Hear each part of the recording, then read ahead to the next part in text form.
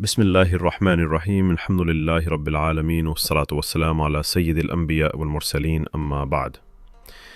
حضرت موسیٰ علیہ السلام اللہ سبحانہ و تعالیٰ کے جلیل قدر نبی جنہیں کلیم اللہ کہا گیا، آپ کا ذکر قرآن مجید میں سب سے زیادہ آیا ہے اور آپ کے قصے ایمان کو تازگی بخشتے ہیں۔ اللہ سبحانہ و تعالیٰ نے آپ کو معجزات عطا فرمائے، فرعون کے ظلم سے بنی اسرائیل کو نجات دی۔ لیکن آج ہم جس واقعے کو بیان کرنے جا رہے ہیں وہ حضرت موسیٰ علیہ السلام اور جنات کے ساتھ پیش آیا۔ جنات اللہ سبحانہ و تعالیٰ کی ایک پوشیدہ مخلوق ہے۔ قرآن میں سورۃ الجن میں ان کا ذکر واضح طور پر موجود ہے۔ وہ آگ کے شعلے سے پیدا کیے گئے ہیں، وہ بھی ہماری طرح کھاتے پیتے اور مرتے ہیں لیکن ہمیں نظر نہیں آتے۔ حضرت موسیٰ علیہ السلام کا ایک واقعہ محدثین نے نقل کیا ہے جس میں جنات کا ذکر آتا ہے۔ روایت میں ہے کہ ایک مرتبہ حضرت موسیٰ علیہ السلام بنی اسرائیل کو نصیحت فرما رہے تھے، اسی دوران ایک جن نمودار ہوا جس نے آپ سے سوال کیا۔ جن نے کہا، اے کلیم اللہ، کیا آپ ہمیں بھی اللہ سبحانہ و تعالیٰ کے دین کی تعلیم دیں گے؟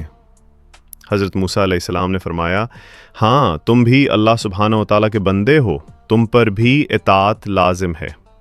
جن نے عرض کیا، ہماری قوم کے کچھ افراد انسانوں کو بہکاتے ہیں، ہم ان سے کیسے بچیں؟ حضرت موسیٰ علیہ السلام نے فرمایا، اللہ سبحانہ و تعالیٰ کا ذکر تمہیں محفوظ رکھے گا۔ یہی بات ہمیں نبی اکرم صلی اللہ علیہ وسلم کی حدیث سے بھی معلوم ہوتی ہے۔ صلی اللہ علیہ وسلم نے فرمایا، جب کوئی بندہ گھر میں داخل ہوتے وقت اللہ کا ذکر کرے اور کھانے کے وقت بھی اللہ سبحانہ و تعالیٰ کو یاد کرے تو شیطان کہتا ہے کہ تمہارے لیے یہاں نہ رہنے کی جگہ ہے نہ کھانے کا حصہ۔ صحیح مسلم۔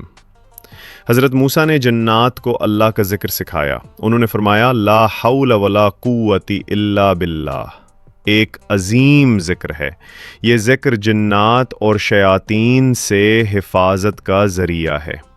جنات نے حضرت موسیٰ علیہ السلام سے عرض کیا، ہم انسانوں کے پاس جاتے ہیں، وہ ہم سے ڈرتے ہیں، تو کیا ہمیں ان کو نقصان پہنچے؟ جنات نے حضرت موسیٰ علیہ السلام سے عرض کیا، ہم انسانوں کے پاس جاتے ہیں، وہ ہم سے ڈرتے ہیں، تو کیا ہمیں ان کو نقصان پہنچانا چاہیے؟ حضرت موسیٰ علیہ السلام نے فرمایا، نہیں، تم کسی کو نقصان مت پہنچاؤ، ورنہ اللہ سبحانہ و تعالیٰ کی پکڑ سخت ہے۔ یہاں ہمیں رسول اللہ صلی اللہ علیہ وسلم کی حدیث یاد آتی ہے۔ آپ صلی اللہ علیہ وسلم نے فرمایا، مسلمان کو اپنی زبان اور ہاتھ سے نقصان نہ پہنچاؤ۔ بخاری۔ یہ تعلیم صرف انسانوں کے لیے نہیں بلکہ جنات کو بھی دی گئی۔ روایت میں آتا ہے کہ کچھ جن حضرت موسیٰ علیہ السلام کی نصیحت سن کر ایمان لے آئے۔ انہوں نے کہا، ہم گواہی دیتے ہیں کہ اللہ کے سوا کوئی معبود نہیں اور ہم اس کے فرما بردار ہیں۔ حضرت موسیٰ علیہ السلام نے ان کے ایمان پر خوشی کا اظہار کیا۔ یہ واقعہ ہمیں ایک عظیم سبق دیتا ہے کہ اللہ سبحانہ و تعالیٰ کی ہدایت ہر مخلوق کے لیے ہے، چاہے وہ انسان ہو یا جن۔ قرآن مجید میں بھی جنات کے ایمان لانے کا ذکر ہے۔ سورہ الجن کی پہلی آیت میں فرمایا گیا، کہہ دو اے نبی صلی اللہ علیہ وسلم، مجھے وحی کی گئی ہے کہ جنات کی ایک جماعت نے قرآن کو سنا اور کہا کہ ہم نے ایک عجیب قرآن سنا جو سیدھی راہ دکھاتا ہے، تو ہم اس پر ایمان لائے۔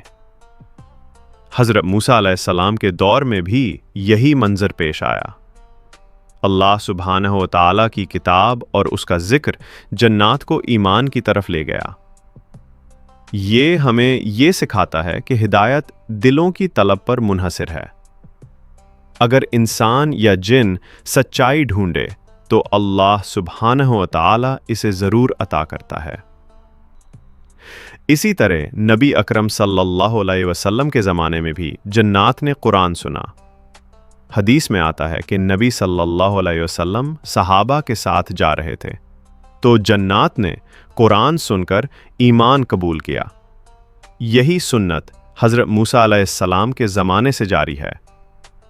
اللہ سبحانہ و تعالیٰ کی ہدایت کا نور سب پر چمکتا ہے، جو چاہے اس سے فائدہ اٹھا۔ حضرت موسیٰ علیہ السلام کا یہ واقعہ ہمیں اس حقیقت کی یاد دہانی کراتا ہے کہ ذکر الہی ہی اصل حفاظت ہے۔